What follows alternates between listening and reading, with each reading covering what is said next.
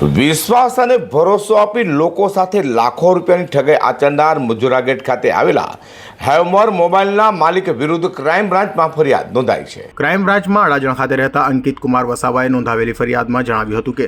આરોપી મૂળ રાજસ્થાનનો અને હાલ ઉધના મેઇન રોડ પર જલારામ પાર્ક બિલ્ડિંગમાં રહેતા લોકેશ સાગરમલ શાહ ચોપડાએ તેઓ તથા અન્ય સાયદો દીપક પરાસર, નિકુંજ રેલિયા, રોહિત બજાજ સહિતનાઓ પાસેથી ક્રેડિટ કાર્ડ મેળવી વર્ષ 2021થી વર્ષ 2024 દરમિયાન તેઓના કાર્ડ પર વિવિધ કંપનીના મોબાઈલ ઓનલાઈન ખરીદી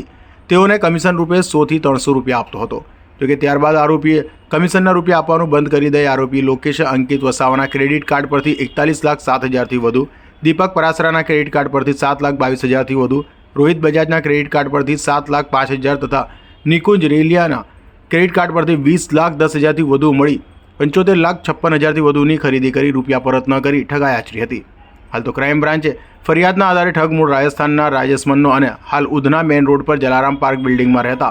લોકેશ સાગરમલ શાહ ચોપડાને ઝડપી પાડી સળિયા પાછળ ધકેલી દીધો છે। Bureau report G24 news.